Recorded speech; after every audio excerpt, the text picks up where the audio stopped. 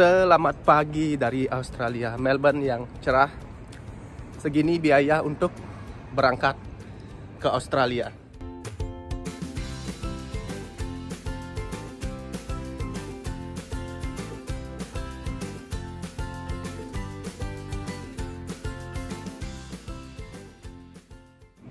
Di video kali ini aku mau share ke teman-teman tentang biaya yang dihabiskan untuk berangkat ke Australia sesuai dengan pengalamanku untuk visa work and holiday dan students visa.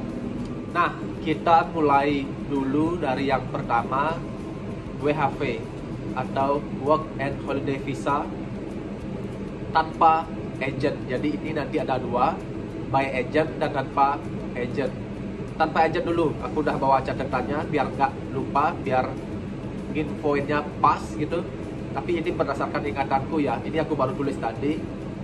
Aku apply-nya udah 3 tahun yang lalu. Jadi mungkin ada beberapa komanya yang berbeda. Misalkan harusnya bayar A 2,8 juta, aku ingatnya 2,9 gitu misalkan. Beda dikit-dikit gitu lah, kita hitung kasar aja. Nah, yang pertama, sebelum kesini kan bikin paspor. Itu biayanya Rp350.000 kalau nggak salah. Kemudian yang kedua, setelah aku bikin paspor, ada IELTS. IELTS itu tes bahasa Inggris yang diakui secara internasional ya, khususnya untuk ke Australia. Itu kalau nggak salah biayanya sekitar 2,8 juta atau 3 juta lah kita bilang. Oke, 3 juta. Kemudian habis punya nilai IELTS, aku mulai apply visa. Itu yang dilakukan setelah apply surat rekom dulu sebelum visa, surat rekomendasi. Mesti ke Jakarta buat interview. Biaya tiketnya itu bolak-balik 2 juta dulu kalau nggak salah. Nah, itu udah yang ketiga. Kemudian dapat undangan atau panggilan untuk medical check up, dapat hub ID dari imigrasi Australia, disuruh medical check up di rumah sakit yang telah ditentukan yang ada di Indonesia. Di Bali kebetulan ada, jadi nggak perlu kemana-mana, cuma beli bensin, kita nggak hitung. Biaya medical kalau nggak salah dulu 800.000 sampai 1 juta, kita hitung yang atas saja 1 juta. Kemudian setelah dapat medical check up, itu kita bisa apply visa. Apply visa biayanya 5-6 juta, aku lupa berapa, kita hitung 6 juta aja deh. Kemudian aku ingat betul 26 Oktober visaku keluar, dan itu aku sampai histeris karena gembira gitu. Langsung pesan tiket, waktu itu harganya 5 juta dari Bali ke Melbourne. Tapi waktu pulang ke liburan sebelum pandemi ya, liburan aku dapat tiket kebetulan murah, jadi untung-untungan tergantung tanggal. Waktu itu aku dapat waktu pulang liburan ke Bali $200 atau 2 juta. Nah, kita hitung 5 juta dari Bali ke Melbourne. Tiket 5 juta, bekal tergantung teman-teman maunya berapa. Kalau aku taruh bekal itu sesuai dengan perkiraanku sampai sini berapa hari dapat kerja. Kebetulan aku dapat kerja 9 hari setelah sampai di sini karena apply sendiri kan. Aku bawa 30 juta. Itu tadi biaya yang dikeluarkan, dan aku nggak mention atau nggak bilang tentang deposit. Jadi setiap visa yang aku apply waktu kesini perlu deposit sebagai bukti bahwa kita nggak bakal kelaparan sampai di sini. Kalau WHV syaratnya itu deposit minimal setara $5.000. Kita taruh 60 juta karena kurs dolar dan rupiah waktu itu berapa ya, aku nggak begitu ingat. Aku taruh 60-70 juta sebagai bukti keuangan. Tapi uang ini nggak bakal dipakai, ini cuma sebagai penunjuk kalau kita punya bukti tabungan. Makanya aku nggak mention tadi atau nggak bilang. Nah, jadi di luar daripada deposit itu, biaya yang dihabiskan untuk WHV apply sendiri tanpa agent 47 juta berapa ya ini? 150.000 kurang lebih. Nanti aku taruh di slide sini untuk bisa dilihat rinciannya.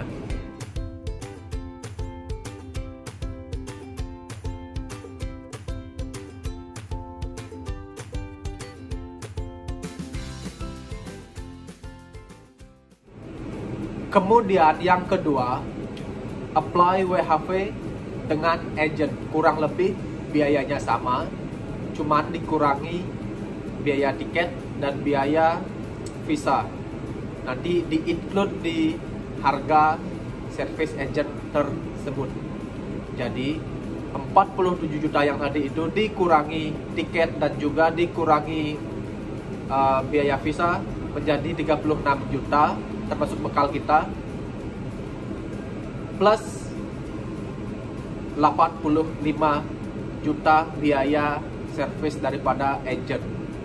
Aku sempat keliling ke agent-agent yang ada di Bali dan itu yang aku temukan harganya 36 juta plus 85 juta biaya agent.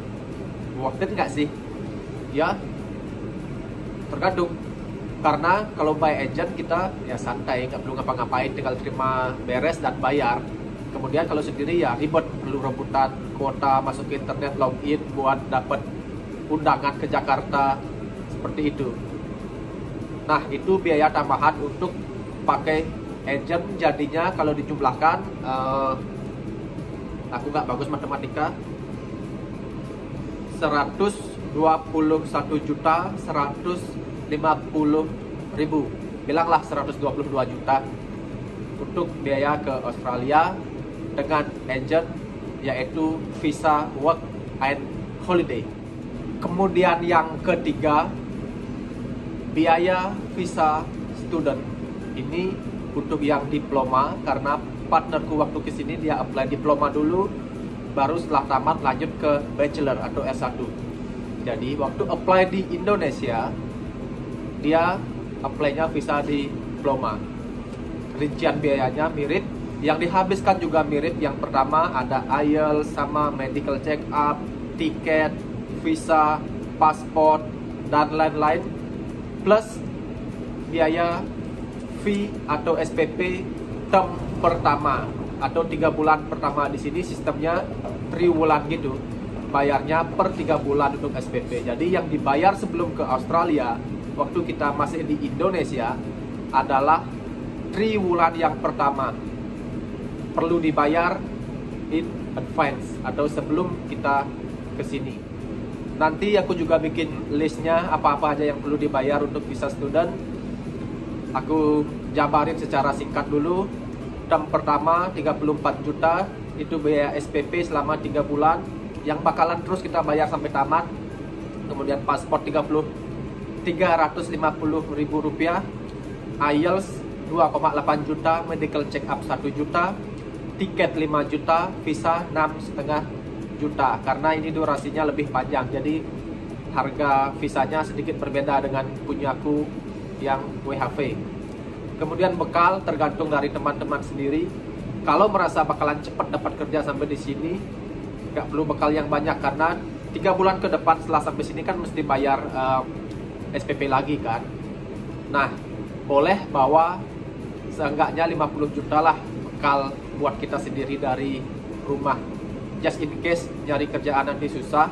Jadi untuk SPP yang selanjutnya masih bisa kita bayar dulu. Tapi kalau merasa pede dan rasanya oh aku bakalan cepet nih dapat kerja sampai sana, boleh bawa lebih sedikit. Kita patokin dulu 50 juta buat bekal jadi student ke sini.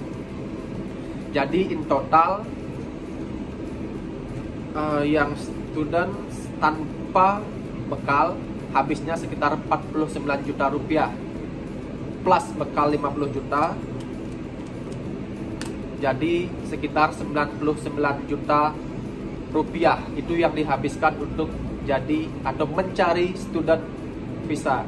Agent nggak perlu terlalu nggak berat gitu, karena agent student visa itu biasanya servisnya itu free atau nggak bayar, karena mungkin ada suatu sistem komisi gitu. Kalau kita mendaftarkan student internasional ke kampus A, sistemnya itu udah tertata dengan baik. Jadi untuk agent service fee buat student visa itu nggak ada, sepengalaman kita. Partnerku nggak bayar agent fee. Good one pokoknya, service bagus banget, rekomend.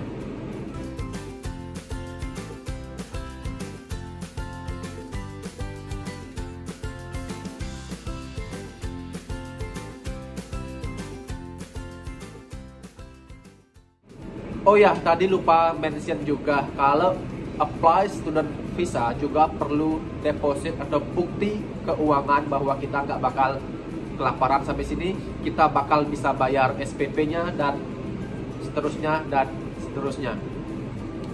Itu untuk visa diploma. Untuk visa diploma,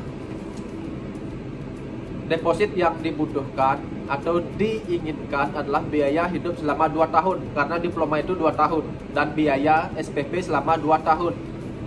Kasarnya yang diperlukan sekitar 350 juta rupiah bukti tabungan. Ini bukan uang yang dipakai ya, sekali lagi bukan uang yang kita bakal belanjakan itu, tapi bukti tabungan. Uangnya nggak perlu ditunjukkan, cuma perlu di print di buku tabung. Oh, ada uang segini. Itu deposit atau bukti keuangan yang diperlukan untuk student visa diploma. Nah, jadi aku bisa simpulkan untuk WHV tanpa menggunakan agent itu biaya yang kita perlukan udah termasuk bekal 47.150.000 rupiah. Menggunakan agent 121.150.000 rupiah udah termasuk dengan bekal. Kemudian untuk student visa, biaya yang kita perlukan dari awal sebelum berangkat ke sini 99 juta rupiah. Worth it nggak sih mengeluarkan uang sebanyak itu untuk ke Australia? Kalau dari pengalamanku ya worth it, karena di sini kan orang dibayar per jam, nantinya bisa kita dapatkan kembali apa yang kita keluarkan dan juga dapat ijazah Australia. Tapi nggak semudah yang diceritakan oleh orang-orang. Bener, kita udah 3 tahun di sini belum dapat visa kerja yang full. Kita mesti studi itu ada batasan jam kerja 20 jam seminggu. Tapi sekarang karena pandemi, semua sektor di Australia, banyak sektor di Australia maksudnya membutuhkan pekerja, jadi kita dilonggarkan aturannya. Student boleh kerja lebih dari 20 jam seminggu, tapi normalnya itu 20 jam seminggu. Kita mampu untuk bayar SPP, kehidupan sehari-hari, bahkan kadang membantu keluarga kita di Indonesia, saudara-saudara kita, adik-adik kita untuk studi atau apalah expenses mereka. Untuk modalnya bisa kembali itu nggak secepat dan seindah yang diceritakan sebelum kesini. Jadi agak tertatih-tatih gitu juga. Aku juga sering heran, banyak banget yang share-share lowongan atau menjanjikan pekerjaan di Australia dengan gaji, misalkan aku sempat baca 50 sampai 70 juta sebulan kayak gitu. Aku 3 tahun di sini belum mengalami hal yang konsisten itu. Jadi di sini aura kerjanya, sekali lagi aku ceritakan, aku udah sering cerita sebelumnya juga. Pekerjaan di sini dibayar per jam dan sangat casual. Kayak gimana ya? Walaupun status kita permanen part time, permanen full time, itu kita juga tergantung kebutuhan dari industri. Kemudian juga kalau kita pengen libur misalkan kayak gitu kan nggak dibayar, karena bayaran di sini per jam. Aku heran kenapa orang bisa menceritakan dapat gaji segini sebulan. Enggak, emang jumlahnya betul mendekati itu. Aku pernah kok dapat segitu juga, pernah turun, naik juga pernah, tapi nggak bisa konsisten setiap bulannya dapat segitu, karena di sini orang digaji per jam. Makanya itu tadi aku bilang agak tertatih-tatih, tapi worth it, tapi baliklah pada akhirnya. Ini kita udah 3 tahun di sini, baru next year ini bakal dapat visa kerja yang memang cuma buat kerja. Itu namanya visa tamatan daripada universitas atau kampus di Australia. Kalau tamat dari sini dengan misalkan jurusan yang eligible atau jurusan yang dianggap dibutuhkan di Australia seperti memasak, dapat visa kerja 2 tahun. Itu kalau diploma, karena partnerku pilih bachelor, jadi dia nggak perlu pilih jurusan memasak, jurusannya dia hospitality management, dapat juga visa kerja 2 tahun. Just informasi juga, Aku belum pernah tahu ada visa yang bisa langsung kerja kalau kita masih di Indonesia. Itu sepengetahuanku, my best knowledge.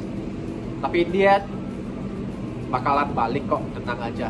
Pasti balik. Biaya yang kita habiskan untuk ke Australia. Untuk hari ini gitu aja, semoga bermanfaat.